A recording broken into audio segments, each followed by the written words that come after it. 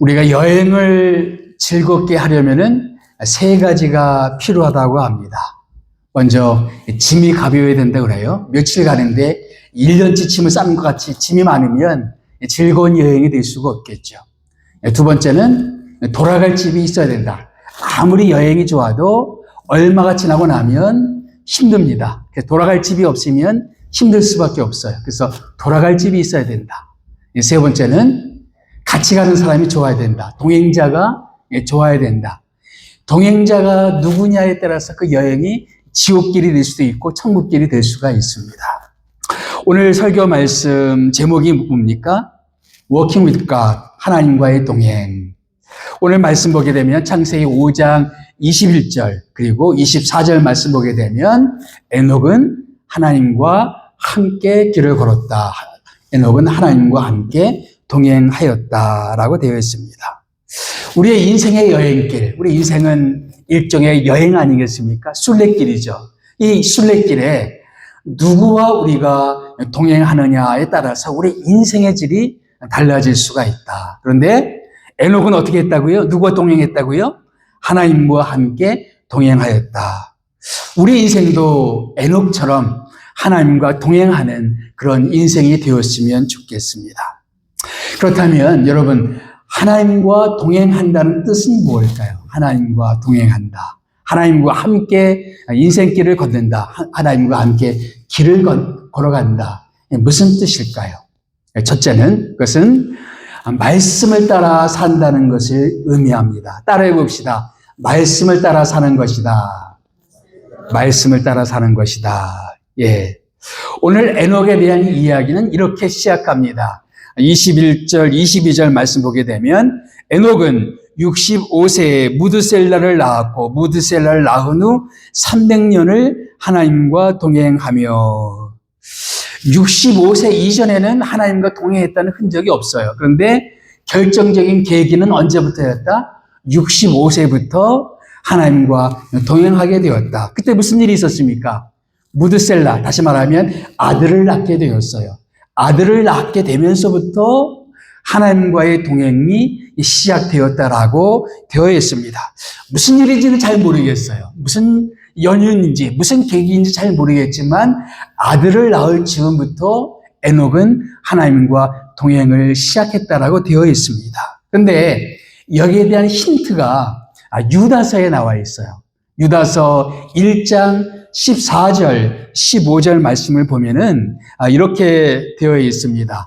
아담의 7대 손 에녹이 이 사람들에 대하여 예언하여 이르되 보라 주께서 그 수만의 거룩한 자와 함께 임하셨나니 이는 무사람을 심판하사. 다시 말하면 에녹은 심판을 예언하던 사람이었습니다. 아마도 이때쯤 하나님은 세상 종말에 대한 그런 심판의 메시지를 에녹에게 주신 것 같습니다. 그리고 그래서 에녹은 심판을 예언하면서 하나님과 동행하기 시작했던 것 같습니다. 그래서 보다 확실히 알 수 있는 것은 아들의 이름 뜻입니다. 아들의 이름. 아들의 이름이 뭐예요? 무드셀라예요. 근데 성경 학자들은 이 무드셀라가 원래 문자대로 말하자면은 창을 던지는 사람이다. 창을 던지는 사람이다. 좀 생뚱맞죠? 근데 이건 고대에 마을과 마을 사이에 전쟁이 있었을 때 맨 앞에서 창을 던지면서 앞장서는 사람이 무드셀라였어요. 그래서 무드셀라를 넘어뜨리면 전쟁에서 이기는 거예요. 그래서 무드셀라가 죽으면 끝이 온다. 그가 죽으면 끝이 온다. 그가 죽으면 심판이 온다라는 부차적인 뜻을 가지고 있습니다. 다시 말하면 에녹은 하나님으로부터 심판의 메시지를 받은 다음에 하나님의 심판이 올 것이다. 사람들에게 설교하기 시작했어요. 그리고 그것을 잊지 않기 위해서 자기 아들의 이름을 뭐라고 줬다고요? 무드셀라라고 지으면서 그렇게 시작했습니다. 그가 죽으면 심판이 온다. 다시 말하면 그가 어느 날 하나님으로부터 받은 말씀 앞에 그는 진지하게 응답했던 것을 알 수가 있습니다. 하나님이 에녹에게만 그 말씀을 들려주셨을까? 어쩌면 하나님은 다른 사람들에게도 그런 메시지를 들려주셨을지 몰라요. 근데 어떤 사람들은 그런 하나님의 말씀을 듣고 그냥 흘려보내는 사람들이 있습니다. 그러나 에녹은 그 말씀을 진지하게 받아들였어요. 그리고 자기 아들의 이름까지도 무드셀라라고 이름을 지을 정도로 말씀 앞에 진지했어요. 그리고 사람들에게 하나님의 심판을 예고하면서 그렇게 시간을 보냈습니다. 우리 인생 가운데 어느 날 우리에게 들려오는 하나님의 메시지가 있습니다. 하나님의 말씀이 있어요. 어떤 사람들은 그 말씀을 듣고 아무렇지도 않게 그냥 그대로 살아가는 사람들이 있습니다. 그런데 어떤 사람들은 그 말씀을 듣고 내가 어찌할까 하면서 회개하면서 하나님께 돌아오는 사람들이 있습니다. 여러분은 어떤 사람들입니까? 여러분은 오늘 하나님이 여러분이 주신 그 메시지를 듣고 응답하셨습니까? 아니면 그냥 흘려 보내셨습니까? 하나님은 우리들에게 심판이 있다라는 것도 분명히 말씀합니다. 히브리서 기자는 우리에게 말하기를 한 번 죽는 것은 사람에게 정하신 것이요. 정하신 것이, 정했다는 말은 운명이다라는 운명. 죽음이 우리의 운명이듯이 심판도 우리의 운명입니다. 죽음을 피할 수 있는 사람이 있습니까? 아무도 없죠. 사람들이 말하기를 우리가 세상을 살아가면서 피할 수 없는 것 두 가지가 있다. 첫째는 세금 내는 것이요. 둘째는 죽는 것이다. 근데 기가 막히게 세금 내는 걸 피하는 사람들이 있죠. 그런데 그런 사람들이 할지라도 죽는 것만큼은 피할 수 있는 사람이 없습니다. 그런데 죽는 것을 피할 수 없듯이 또 한 가지 피할 수 없는 게 있어요. 심판은 피할 수가 없다. 어떤 사람들은 성경에서 말하고 있는 이 심판의 메시지를 우습게 여깁니다. 여러분, 창세기에 어떤 사람도 이 말씀을 진지하게 받는 반면에 어떤 사람은 정반대의 반응을 보이는 사람들이 있습니다. 예를 들면 롯의 사위들입니다. 어느 날 천사들이 롯에게 메시지를 전합니다. 롯이 살고 있는 소돔성은 유황과 불로 멸망할 것이다. 너는 이 소돔성을 피하라. 라는 메시지를 천사가 소돔에 살고 있었던 롯에게 주었습니다. 전했습니다. 그래서 롯은 자기 가족들에게 이 사실을 알렸죠. 그리고 사위들에게도 이 사실을 알렸습니다. 그런데 창세기의 말씀을 보니까 사위들은 그 말을 농담으로 여겼더라. 농담으로 여겼더라. 그런데 이 롯의 사위들뿐만 아니라 오늘날에도 많은 사람들은 하나님의 메시지를 듣고 그것을 농담으로 여기면서 그냥 우습게 여기면서 조롱하면서 비웃으면서 하나님의 메시지를 거부합니다. 지옥이 같은 게 어디 있느냐? 심판이 어디 있느냐? 멸망 같은 게 어디 있느냐? 하면서 그렇게 하나님의 심판의 메시지를 부정합니다. 하나님이 에녹에게 주신 메시지, 그가 죽으면 심판이 온다. 그것은 사실이었을까요? 그것을 확인하기 위해서는 여러분에게 산수 능력이 좀 필요합니다. 산수 능력이. 그가 죽으면 심판이 온다. 자, 한번 계산해 보세요. 에녹은 65세에 무드셀라를 낳았습니다. 그리고 무드셀라는 187세에 라멕을 낳았어요. 라멕은 182세에 노아를 낳았어요. 그러니까 노아를 낳았을 때 무드셀라 나이는 몇 살이에요? 187 더하기 182 하면 되겠죠. 몇 세입니까? 369죠. 그리고 노아 몇 세 때? 창세기 6장 보게 되면 노아가 600세 되던 해에 홍수가 났습니다. 그때 무드셀라의 나이가 몇이에요? 969세. 근데 창세기 5장에 무드셀라가 몇 세까지 살았어요? 969. 예. 그가 죽으면 심판이 오리라. 그가 죽으면 끝이 오리라. 아마도 오늘 에녹은 하나님의 심판의 메시지를 들으면서 그러면 하나님 심판은 언제 옵니까? 라고 했을 때 아마 하나님은 그 때를 알려주신 것 같아요. 내 아들이 죽을 때 심판이 올 것이다. 그래서 아마 에녹은 무드셀라가 조금이라도 아프면 혹시 지금이 끝이 아닐까 아마 노심초사했을 거예요. 그래서 늘 경건한 마음으로, 경외하는 마음으로 하나님과 동행하면서 살았을 것입니다. 여러분, 하나님이 우리에게 주셨던 말씀은 1.1획도 변함이 없습니다. 과거에 하나님이 말씀하셨던 말씀은 그대로 다 이루어졌듯이 오늘날에도 우리들에게 주신 메시지들은 그대로 다 사실로 그렇게 드러나게 될 것입니다. 하나님은 우리에게 당신의 심판의 메시지를 전하셨어요. 에녹은 그 말씀을 아주 진지하게 받아들였습니다. 우리가 하나님과 동행하는 것, 이 동행의 시작은 어떻게 되는 것이냐? 바로 우리가 말씀을 진지하게 받아들이고 말씀을 따라 우리가 응답하고 하나님 앞에 거기서 그 말씀에 따라 나아갈 때 우리가 하나님과의 동행이 시작될 수가 있다라는 것입니다. 오늘 하나님은 나에게 무슨 말씀을 주시는가? 오늘 설교 말씀을 통해서 혹은 내가 매일 아침에 말씀을 묵상할 때 또 매일의 시간을 보내면서 하나님은 나에게 무슨 말씀을 주시는가? 여러분 그냥 스쳐 지나지 말고 하나님은 이 말씀을 가지고 나에게 무엇을 원하시는 것인가? 그래서 여러분에게 권하고 싶은 것이 있다면 우리의 기도의 시간에 침묵 기도의 시간이 종종 필요해요. 우리가 기도라는 것은 하나님께 우리의 말을, 우리 하고 싶은 얘기를 막 쏟아내는 것도 기도지만 종종 하나님이 내게 무엇을 말씀하시는지 조용히 기다려보는 것도 기도입니다. 우리가 열심히 하나님께 기도한 다음에 잠시 침묵의 시간을 가져보는 거예요. 그리고 하나님께서 나에게 지금 하시고자 하는 메시지가 무엇일까? 조용히 헤아려 보는 것이죠. 그리고 그 말씀 앞에 내가 어떻게 응답하기 원하시는지 그 말씀 앞에 응답하며 나아가는 삶. 그런 삶이 하나님과 동행하는 삶이다라는 것입니다.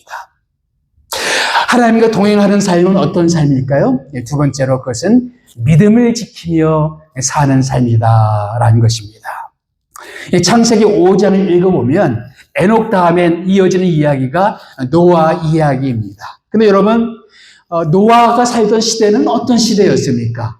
예수님께서 노아 시대를 이렇게 표현하셨습니다. 누가복음 17장 27절 말씀 보니까 노아가 방주에 들어가던 날까지 사람들은 먹고 마시고 장가들고 시집가더니 홍수가 나서 그들이 다 멸망시켰으며 노아가 하나님의 심판이 올 것이다. 자기 증조부처럼 노아도 하나님의 심판을 예고했죠. 근데 사람들은 거기에 개의치 않았어요. 먹고 마시고 장가들고 시집가고. 여러분, 장가들고 시집가는 게 뭐가 잘못된 것입니까? 그건 잘못된 건 아니죠. 우리는 하나님이 우리에게 주신 품복들을 얼마든지 즐겁게 누릴 수가 있습니다. 우리가 가족들 안에서 누릴 수 있는 기쁨들이 있잖아요. 자녀들이 자라가는 기쁨을 누릴 수가 있고, 그리고 뭔가 좋은 일들이 있을 때 함께 즐거워하는 그런 즐거움이 있을 수가 있죠. 경제적으로 어려운 상태에 있다가 경제적으로 여유가 있어요. 그럼 기쁜 게 당연한 것이죠. 질병 가운데 있다가 병이 나왔어요. 당연히 기쁘죠. 우리는 그런 기쁨을 다 누릴 수가 있습니다. 자녀의 진로 혹은 내 진로가 불투명하다가 하나님 나를 인도해 주신 것들을 경험했어요. 당연히 기쁘고 감사한 일이죠. 우리는 인생을 살아가면서 그렇게 먹고 마시고 즐길 수가 있어요. 문제는 뭐냐면은 그런 것에 취해서 하나님을 잊어버린다는 것입니다. 하나님을 잊어버리고 하나님을 의식조차 하지 못하는 삶이 되어버릴 수가 있다. 노아가 살던 시대가 그러한 시대였습니다. 하나님을 잊어버리고 하나님을 멀리하고 그래서 그냥 주변 문화가 보면 다 자기들만을 위해 사는 겁니다. 내 즐거움, 내 기쁨, 내 만족 그것들만을 위해서 살아가는 것이죠. 노아 시대만 그럴까요? 예수님은 인자가 올 때도 말세가 가까울수록 사람들은 점점점 노아 시대처럼 살아가게 될 것이다. 하나님을 의식하지 않고 하나님을 기억하지 않고 하나님을 멀리하면서 자기들만을 위해서 자기의 즐거움만을 위해서 인생들을 살아가는 사람들, 우리 주변의 문화가 사람들이 살아가는 모습이 다 그러하다는 거예요. 그런 풍토 속에서 믿음으로 살아갔던 사람이 바로 에녹이었다라는 것입니다. 히브리서는 에녹을 가리켜 이렇게 표현합니다. 믿음으로 에녹은 하나님을 기쁘시게 하는 자라는 증거를 받았느니라.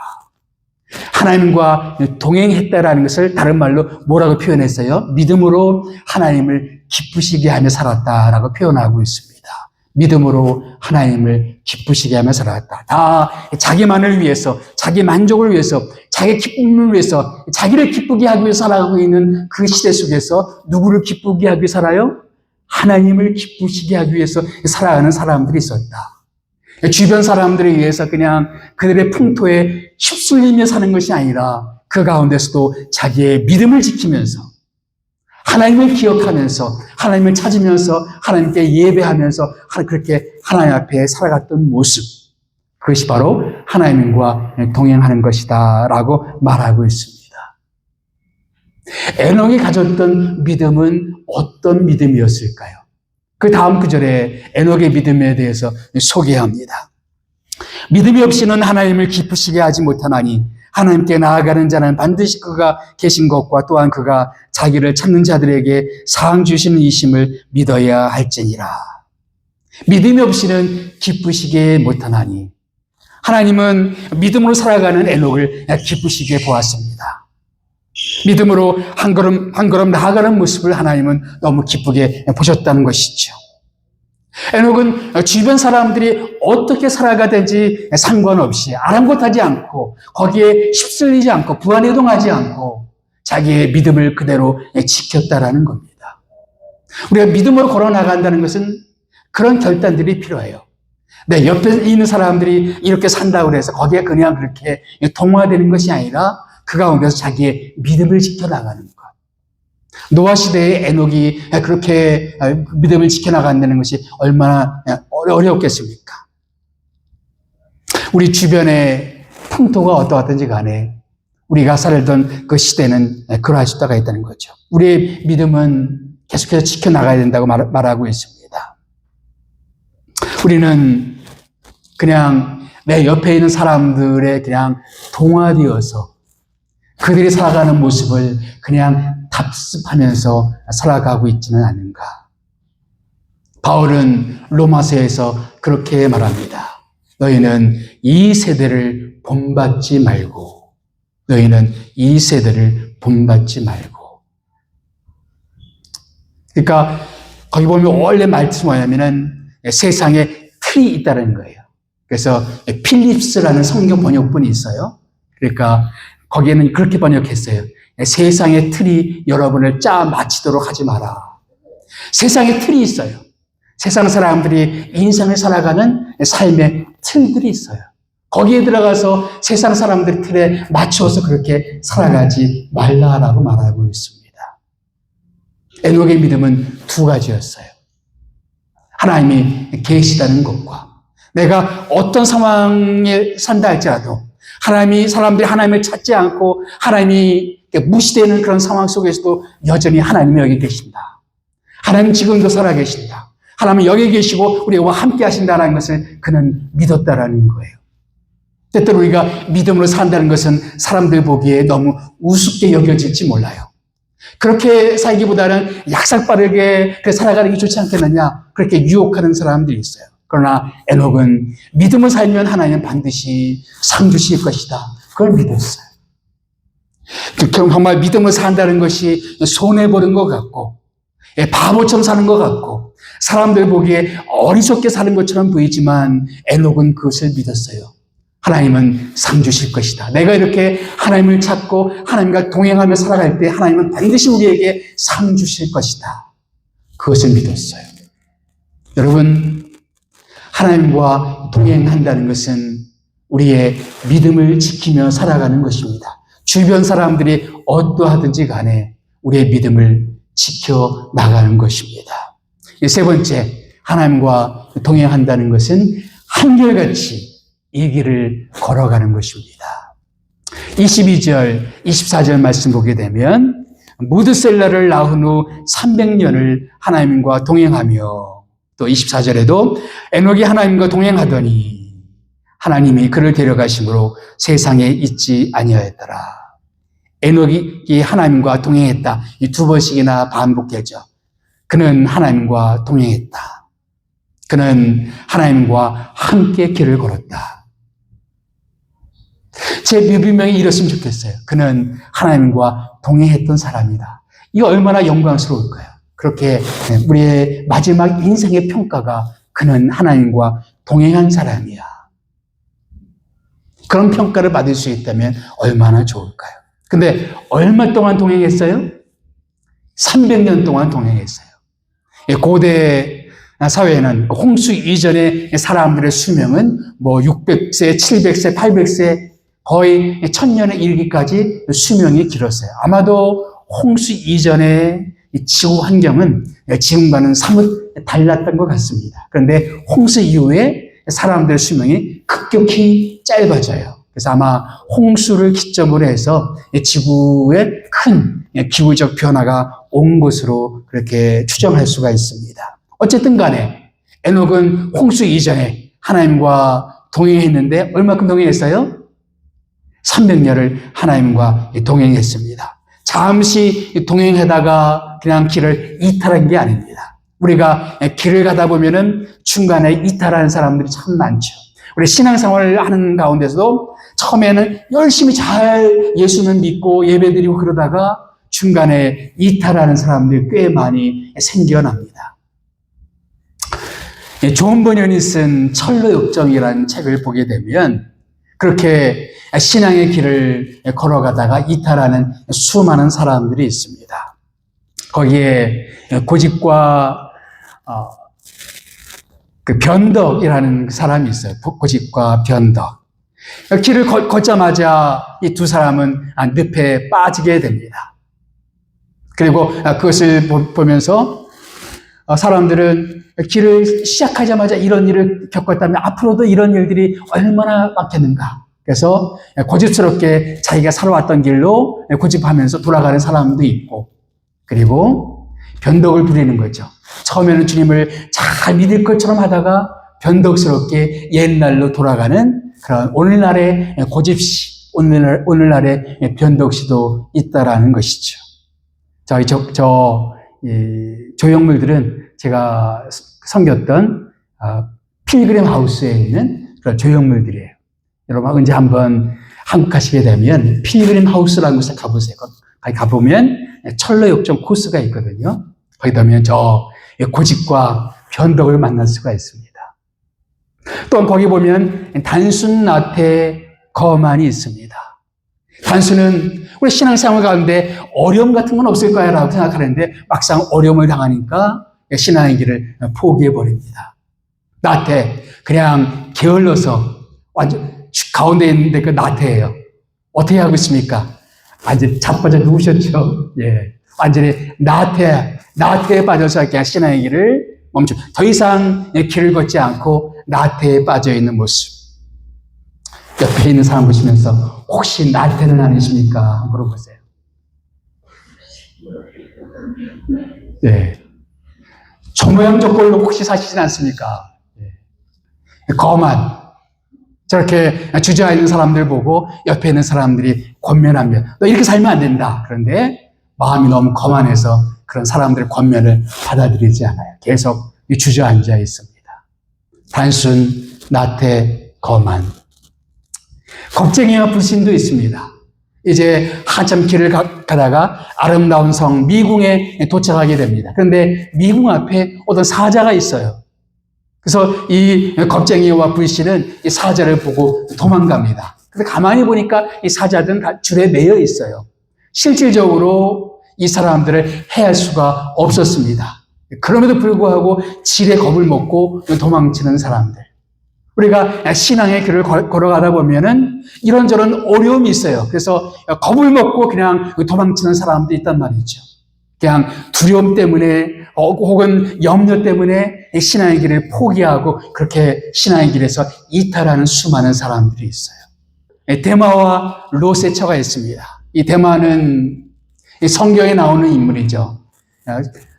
데마는 원래 바울의 동역자였습니다. 그런데 성경 보니까 데마는 세상을 사랑하여 어디로 갔고 이렇게 되어 있습니다. 한참 바울과 동역하면서 그렇게 주님을 위해서 일하다가 세상을 사랑해서 어디로 갔고 철로역정에는 이 대마가 길을 가다가 은광을 발견해요. 그러니까 금강을 발견한 것이죠. 그래서 돈에 대한 욕심 때문에 은광에 들어갔다가 평생 나오지를 못합니다. 그래서 거의 철로역정 책을 보게 되면 성경 구절을 인용합니다. 너희는 롯의 처를 기억하라 라는 구절을 인용하죠. 롯의 처가 누구예요? 롯의 아내. 어떤 사람입니까? 절대 뒤돌아보지 말라 그러는데 뒤돌아봤다가 소금 기둥이 된 사람이 롯의 처, 롯의 아내입니다. 오늘날 그렇게 세상을 돌아보다가 아예 그렇게 굳어버린 사람들이 많다는 거죠. 신앙생활을 더 이상 앞으로 나가지 못하고 그 자리에 그냥 굳어져서 마음이 굳어지고 삶이 굳어지고 그래서 더 이상 하나님을 찾지 않는 그런 모습들의 사람들이 지금도 많이 있다. 근데 최종적으로 완주한 사람들이 있어요. 바로 크리스찬과 소망입니다. 마지막 죽음의 강을 건너서 크리스찬과 소망이 하나님의 안식의 땅에 도착하는 모습을 조형물로 만든 모습입니다. 크리스찬이 끝까지 함께 갈 수 있었던 것은 소망이 함께 갔기 때문입니다. 예수님을 내 소망으로 여기는 사람들은 끝까지 갈 수가 있습니다. 세상에 어떤 소망을 두면 우리는 중간에 포기할 수밖에 없어요. 그런데 주님께 우리의 소망을 두는 사람들은 이 길을 끝까지 완주할 수가 있습니다. 에녹은 그러했던 사람입니다. 주변 사람들의 세상 풍조가 있었습니다. 그걸 유혹하던 사람들의 삶의 모습들이 있었어요. 거기에 그냥 휩쓸리는 것이 아니라 어디에 소망을 두었어요? 하나님께 소망을 두고 그 길을 끝까지 걸어갔습니다. 에녹은 300년을 하나님과 동행하다가 어떻게 되었죠? 죽음을 보지 않고 하나님이 계신 곳으로 가게 되었죠. 어느 어린이 그런 동화책을 읽어보니까 이렇게 설명하더라고요. 오늘 하나님이 에녹과 함께 길을 걸어갔습니다. 그래서 매일매일 에녹의 일과는 하나님과 길을 걸으면서 산책을 하면서 이곳 저곳을 거니는 것이 에녹의 일과였습니다. 근데 어느 날 하나님이 오늘은 좀 멀리 걷자. 멀리 걸었는데 그곳이 천국이었다. 그런 어린이 동화책에 나오는 그런 이야기입니다. 그랬을지 모르겠죠. 그냥 하나님과 걷다가 천국까지 간 사람이 에녹입니다. 우리가 천국에 가는 그날까지, 주님 나라 가는 그날까지, 우리 끝까지 이 길을 완주할 수 있다면 얼마나 좋을까요? 한결같은 마음으로 이 길을 걸어가는 것. 동행은 중간에 이탈하는 게 아니죠. 끝까지 이 길을 걸어가는 것입니다. 축복하기는 여러분 모두가, 여기 계신 여러분 모두가 정말 에녹처럼 주님 나라 가는 그날까지 끝까지 하나님과 동행하면서 이 험한 인생길을 주님과 동행하면서 승리하는 여러분 되시기를 주님의 이름으로 축복합니다.